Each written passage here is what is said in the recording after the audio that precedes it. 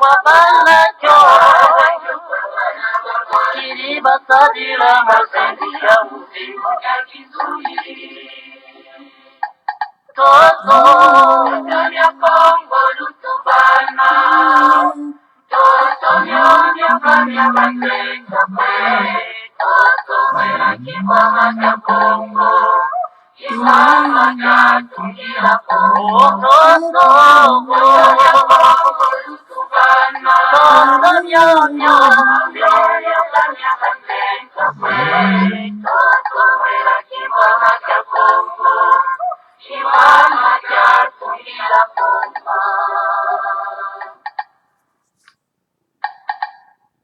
Utotambula Nzeta Kukongo Wabanza Bokuni Wabengo Wasiona toka Kibwa Maketo Yeka Salamu Kipili Nade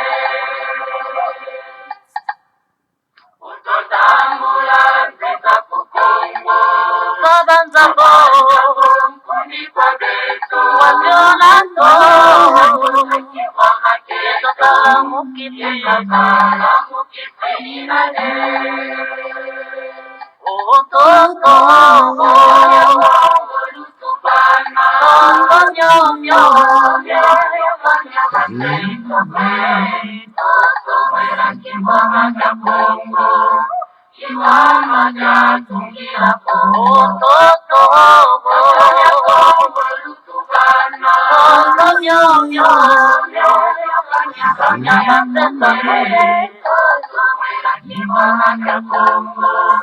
Kimana Tungira Kongo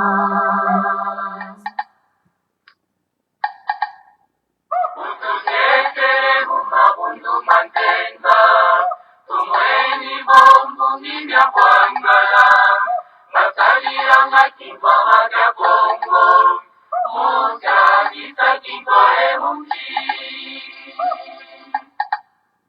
Ututetere Mumabundu Mantenga Tumweni Bombu Nimya Kwangala Matalira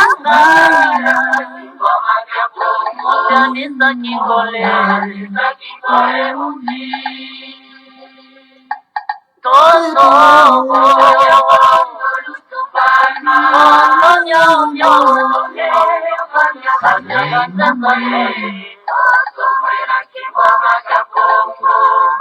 Kimana Tungira Kongo Toto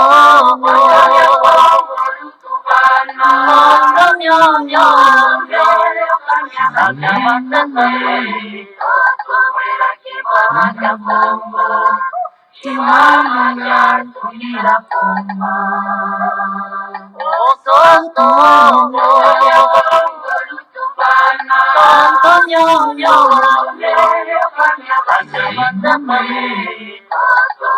Kimana Kongo Kimana Tungira Kongo Toto Nyonyo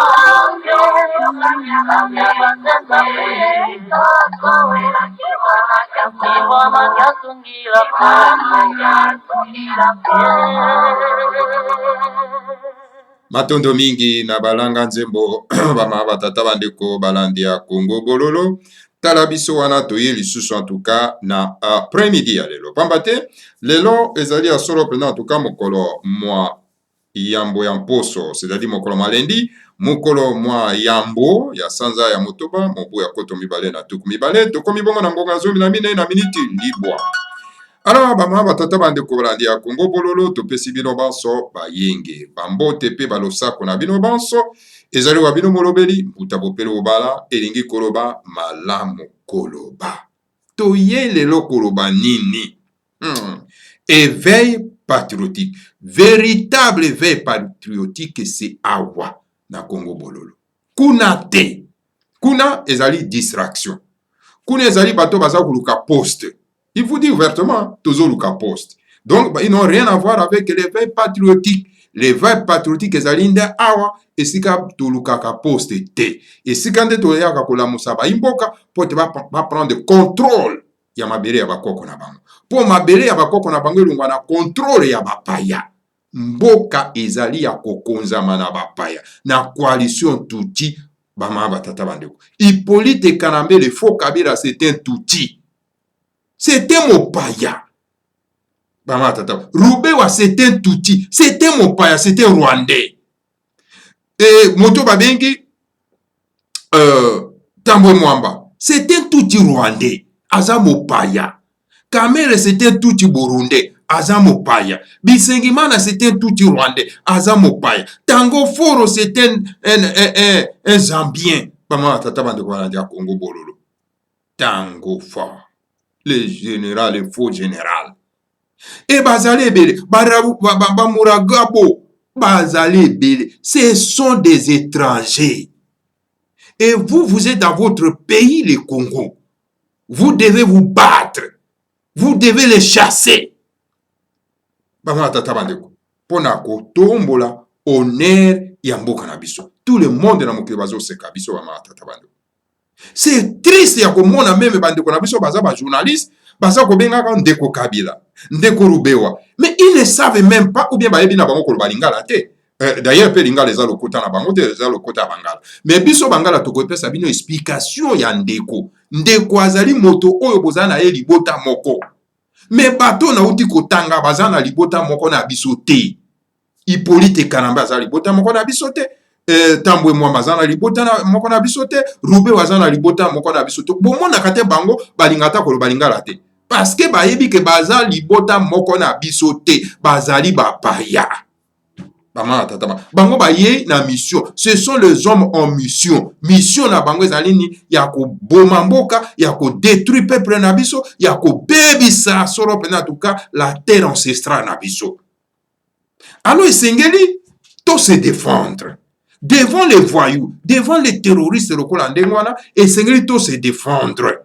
Bama tata bandeko. Et pour se défendre devant ces voyous, il faut qu'on utilise tous les moyens nécessaires pour na kobenga na bango. Bama toko loba na monoko ndengeni, toko ganga ndengeni, po boko koyoka. Alors bama tata bandeko. Tous les journalistes bako benga bato wana loti kotanga awa ndeko. Bango bazali kolia na bango sika moko, ce sont nos ennemis. Lokola bato wana baza bapaya ba ko konza biso. Pona ko bebisa mabela bakoko na biso et que bango baza ko benga bango bandeko po ba fan sa bango na mboka wana, alors bango pe baza ba ennemi so baza bandeko na biso, alors il faut to benga na pe bango pa kena na bango. Bama tata ba. To marcher monter s'il te plaît. S'il te plaît. Tango bozo bundela mabele avec force nguya ya bakoko na biso ekozana na biso esika moko. Boko mona force boko zanango boko ki meme ko imaginer te bama tata bandeko. Botika koloba ete Congo to pesi yango na maboko ya Nzambe te. Nzambe apesi biso Congo, apesi biso mabele ya kachopa ya kati, esengeli biso tozwa possession na yango. Nous ne pouvons pas encore ya kozwa mabele yango kozongisa ye yango. Te wana tobimi donc ba déserteur, tobimi donc ba to moko bazali ba irresponsable. Et tout moto aya ko se prétendre que non azali mosai na Nzambe, azali pasteur, azali bishop, api azali ko yebisa bino ke Congo to tiki na maboko na yo. Azali monguna na biso bato tozo ko bundela Congo. Kama tata bandeko balandia Congo. Azali monguna bato tozo bundela mabele ya kachopa ya kati na biso. Parce que mabele ya kachopa ya kati ezali donc composé na ba mabota. Et qui dit mabota des tribus, qui dit tribus, ce sont les foyers ancestraux. C'est-à-dire que les États nationaux. Alors chacun de nous doit défendre parti ancêtre na yo atikela ki bango. Yo mongala mabele bakoko no batikela ki yo ezali ya Équateur. Yo mokongo mabele bakoko no batikela ki yo ezali donc Congo dia kati. Yo moluba mabele bakoko no batikela ki yo ezali Kasai. Yo motetela mabele bakoko no batikela ki yo ezali Sankuru. Yo mo Katanga yo mabele batikela ki yo ezali Katanga. Yo moto aboyoma mabele batikela ki yo ezali donc mabele ya Boyoma. Yo moto akivu mabele bakoko no batikela ki yo ezali mabele ya Kivu. Alors chacun doit se mettre debout pour na ko défendre yango. Lokola ndenge bande ko na biso mai mai baza ko sala baza ko défendre mabele ya bakoko na bango et que bako lâcher prise te. Alors donc esengeli moto surtout azwa likanisi wana parce que na mobeko ya Nations Unies elobi que devant le voyou, le prédateur, le voleur, le terroriste,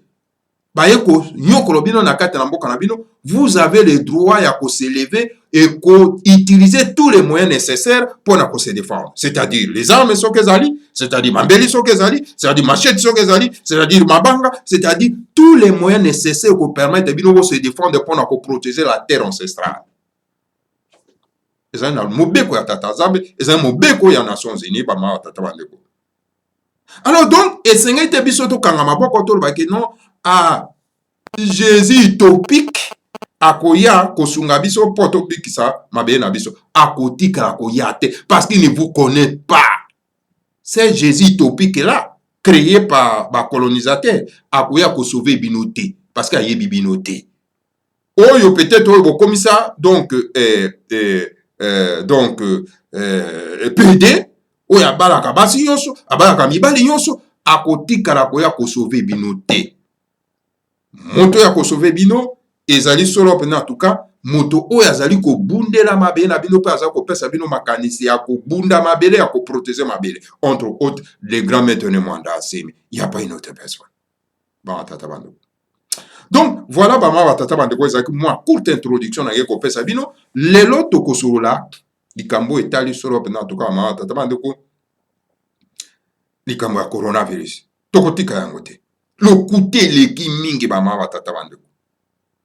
Kasi liboso to kenda kuna to kopesa bino information concernant juge oyo aotaki ko kufa.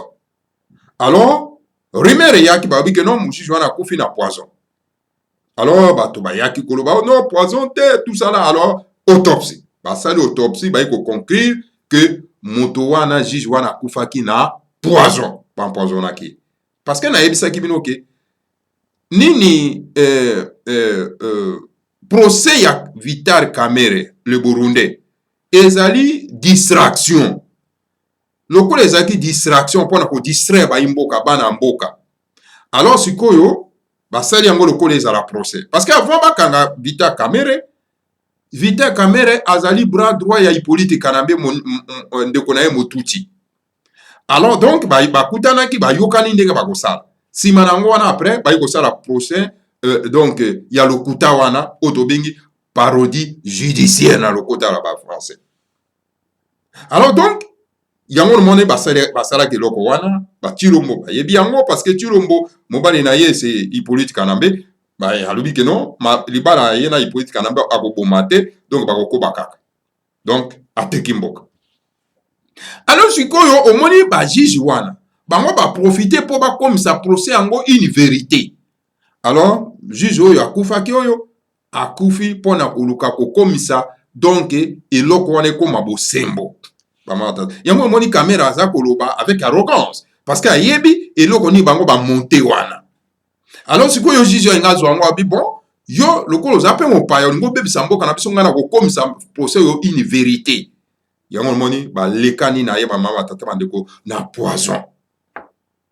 Mais bakoko sabino 80 millions de personnes boye pona nini bama tata bande kwa pona ni bokoko ma ba imbécile ba zoba ba bolole na miso abato boye. Alors donc voilà ba uti kolekana. Alors tango bake ko sala bama tata bande ko donc autopsie moto oyo aye ko révéler que non juge wana kufi na poison yepe bama tata bande ko ba uti kolekana ye ba uti ko kufa. Tala papa yo baye ko bebisa mboka na biso ndenge baza misala bango ya mabe baza kosala. Yango na lobi mama tata bandeko na ndia Kongo. Et soki likama ekomeli biso na kati ya mboka il faut to lukaka tina likama oyo. Et na yebisi bino likama oyo ekomeli biso na kati ya mboka likolo ya occupation. Et moto aza ko bundisa occupation na zali na Mwanda Asemi. Un sage de la race bantu. Et tala bato wana miyibi wana bakamati moto aza ko loba vérité bakamati bake koti aye na prison parce que kuna place le grand maître de Mwanda Asemi mazana CNPP ezali prison azali prisonnier ya ba occupant oyo na ba collabo oyo ba mata tamando etanga likama ezali kokomela biso le grand maître de Mwanda Asemi alobaka yango alobike tango boza koempeshe nga nasala mosala oyo bakulu batindi ngai likamo ekokomela bino bokoyeba vraiment koaffronte yango eza kokomela bino. En tout cas boza koyeba te parce que boza na bino bayinga bama tata bandeko. Alors biso tosibiri baconséquence likolo ya médiocrité ya classe politique ya Congo. Biso tosibiri conséquence likolo na bino te, il faut aussi en abino, il faut aussi là bama tata bandeko balanda ngobolo. Donc voilà bandeko oloba mais yo information on olobi que non basali autopsie mais et ça verrait que moto wana akufi juge wana akufi na poison yo ozwi source wapi na kotanga bino source ya Radio Okapi, radio ya occupation ya Congo. Radio Okapi vient de dévoiler les conclusions de l'autopsie du juge Yanni. Il s'agit d'une mort par empoisonnement. Les toxicologues recherchent à présent donc la nature exacte de la substance toxique. Les vidéos de la dernière audience sont réquisitionnées pour relever les moindres faits et gestes des personnes ayant participé à la dite audience, le journal de Radio Okapi du 30 mai 2020 à 18h heure de Kinshasa. Voilà bama batata bandeko source yango. Radio Okapi asilaki ko révéler yango ete ndeko na biso oyo juge oyo donc akufi na empoisonnement. Bomani bama batata bandeko. Alors devant situation ya boy, est-ce que vraiment bana somi ya mboka Congo bana lisanga ya timati to kango bema boko to fandi to talaka kaka to zela nini boye bisana no ngai to kanga maboko to vanda to zela nini bata maboma ba ya ko libérer biso. Non bama tata mandeko bana ndia Congo ça ne va pas bama tata mandeko ça énerve bana tata mandeko. Donc voilà, situation, conclusion basée en Wana, donc juge akufi na empoisonnement. Matondo mingi. Toleki na likambo etali coronavirus. Bande konangai. Na yesi bino en toute vérité. Coronavirus eza na Congo te. Coronavirus eza na Congo te. Ba espère ya ba chinois, ba yaki, ba lobi ete. Donc il n'y a aucun cas de coronavirus na Congo. Alors, sikoyo, pama tata bandeko, pona nini ba confiner bino? Pona nini ba komisi bino ba kizengi? Chilombo na Hippolyte Kanambe na ba okipa wana surtout ba komisi bino ba kizengi boy pona nini? Tada ba confiner bino pour rien. Au moment où bokono wana eza nango te kuna na Congo. Alors, qu'est-ce qu'il faut faire, maman tata bandeko? Il faut qu'on se découdre na bateau. Il faut aussi la nana bango. Chilombo ko kangaye, la haute trahison, ko pesa mbano.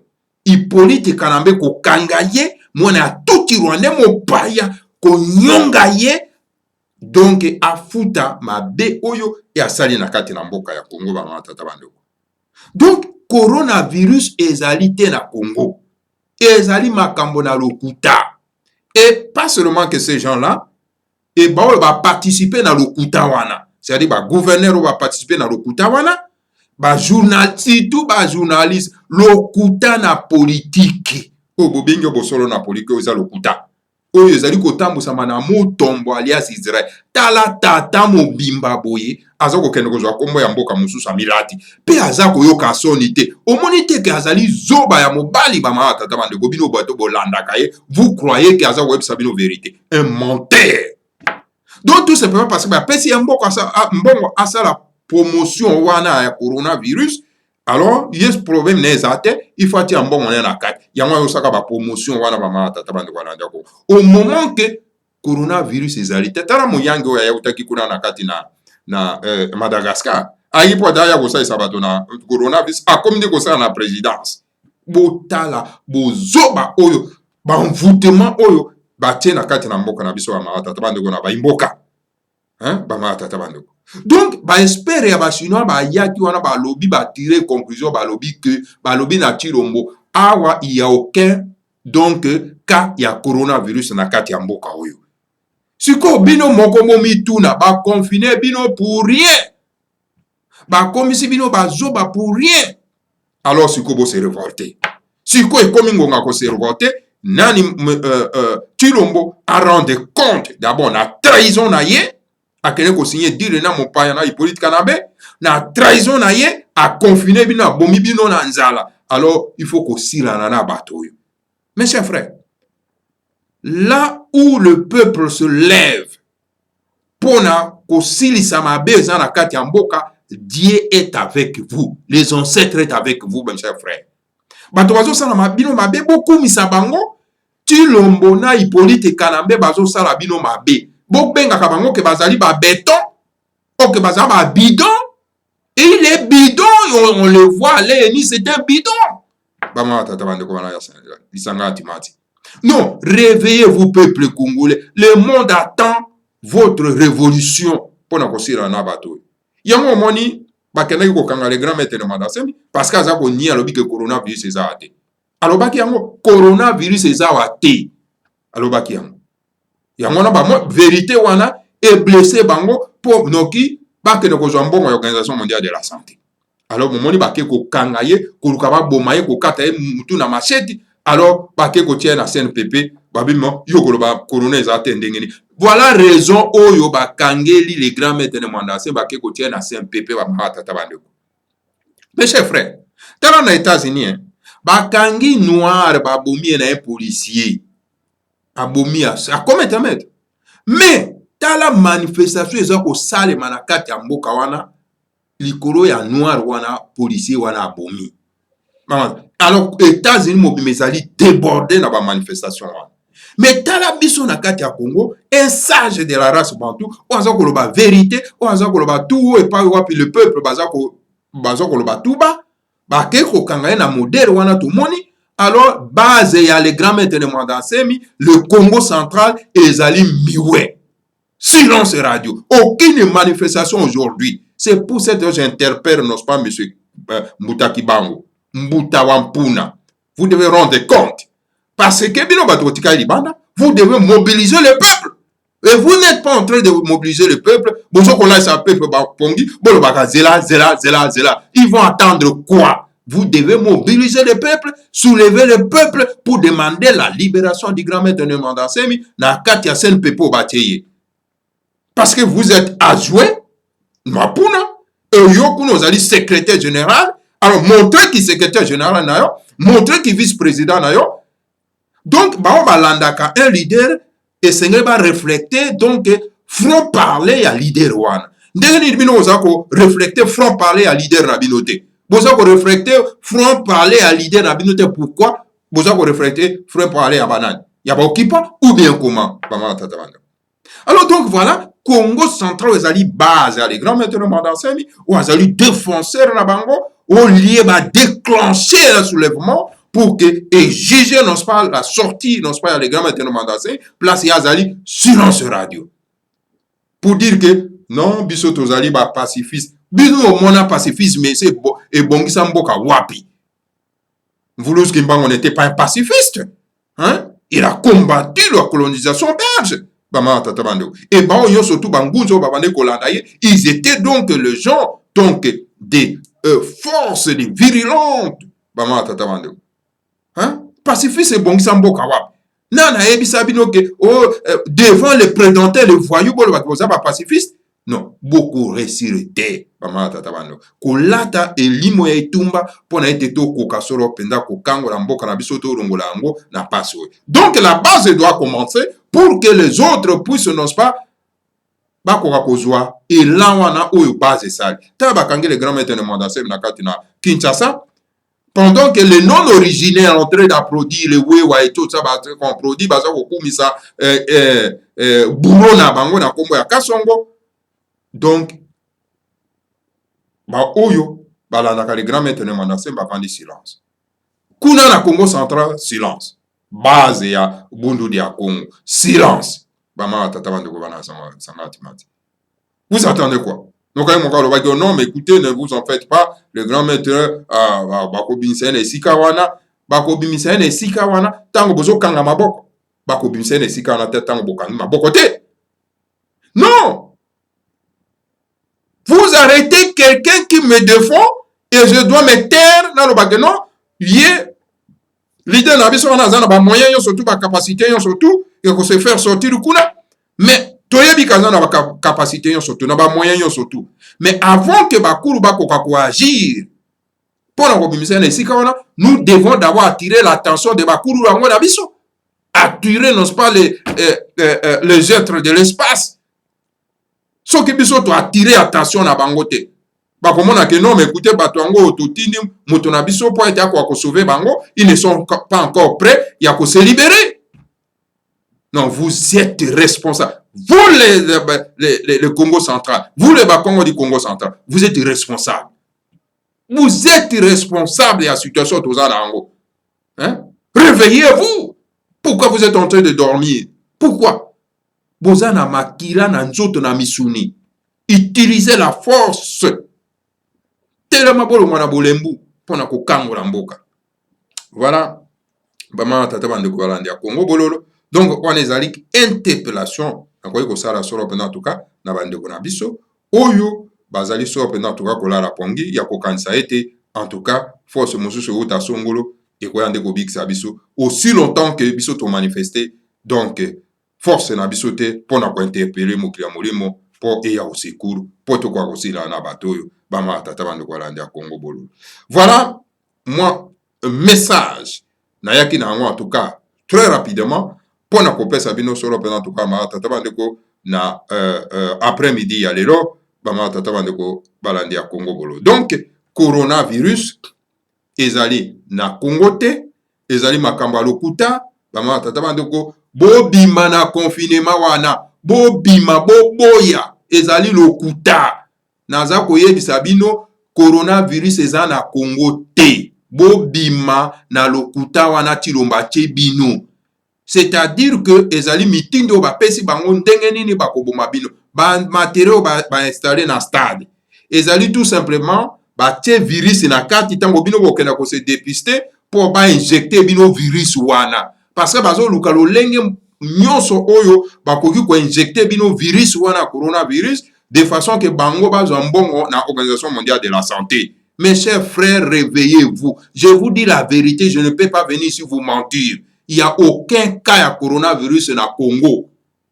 Donc, pour boycotter, pour kenda na ba matériaux na ba wana te, pour kenda ko se faire dépister, pour ko kenda ko zwande coronavirus na kati anzoto. Pour mana ki ba kote na hôpital.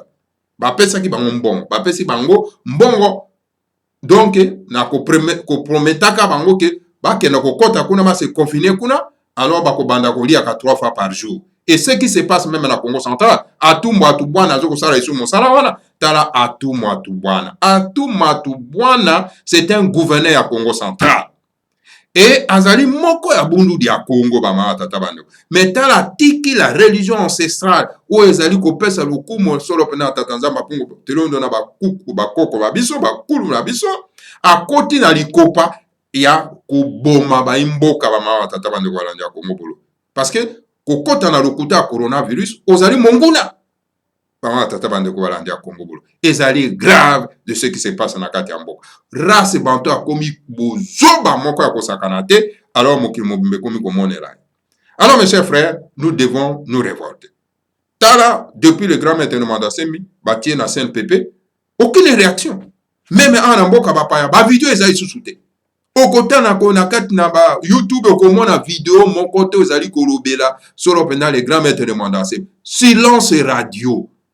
Lokola ba loki bango lokola ba mvute bango lokola ba bebisi bango ba mawa tata ba wala ya Congo bolo. Donc réveillons-nous. Donc pour na été to libérer mboka. Ba mawa tata ba wala ya Congo bolo. Bon exemple ya Mandela bakangaka na Afrique du Sud. Mais le mouvement ya contestation na kaka tango bakangi e banda tina ndenge ba libérer batika kolemba te. Hein? Alors vous autres, nous ne sommes pas un peuple spécial. Alors tolamuka. Voilà, en gros, na memela kibino soro en tout cas na pourquoi le roba ma tata bandeko. Alors que le Seigneur à Congo vous bénisse tous, bénisse le Mandasemi et bénisse la République du Congo Ingeta. Ibobo. Mvuka ya mtimanti Afelika ya mpadi finamene tungwa Kabu dia bakeluba Uluzorora bakanda wa mungu tulendo Makanda mava musa mafutu kayotama Osawe nina ninga masina makikulu Kongo ya futuka Kongo Uluzorora bakanda wa mungu tulendo Makanda mava musa mafutu kayotama Osawe nina ninga masina makikulu Kongo ya futuka Kongo Afrika ya Afrika ya mbali na tuwa Afrika ya mbali zina mene tuwa Afrika ya Afrika ya mbali na tuwa Afrika ya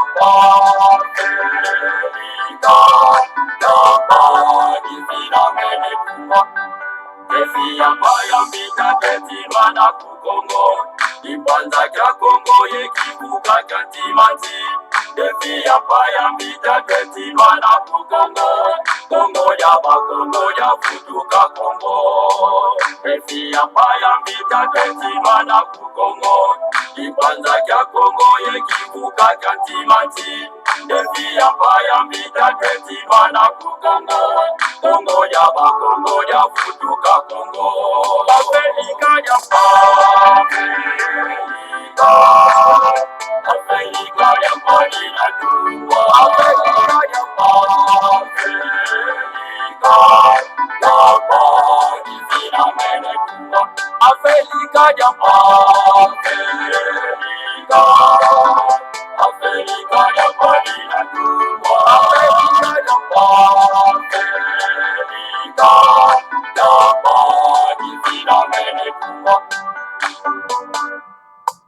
Zaku na tatu zazo zina katulwa Ulusolola batata mapungu tulendo Sikumi na zone za kwanza zinatungwa Yefuka na mukifuka chantimati Zaku na tatu zazo zina katulwa Ulusolola batata mapungu tulendo Sikumi na zone za kwanza zinatungwa Yefuka na mukifuka chantimati Afrika ya Afrika ya mbali na tuwa Afrika ya mbali zina mene tuwa Afrika ya Afrika ya mbali na tuwa Afrika ya mbali zina mene tuwa Sikumi na zole za kwanza zinatungwa Kongo kwimakambu bengela kuvanguza mi Oyo makatanga kivuku bangi chwapa Kasaimu kivuka chantimati Sikumi na zole za kwanza zinatungwa Kongo kwimakambu bengela kuvanguza mi Oyo makatanga kivuku bangi chwapa Kasaimu kivuka chantimati Afrika ya Afrika ya mbali na tuwa Afrika ya mbali zina mene tuwa Afrika ya Afrika ya mbali na tuwa Afrika ya mbali zina mene tuwa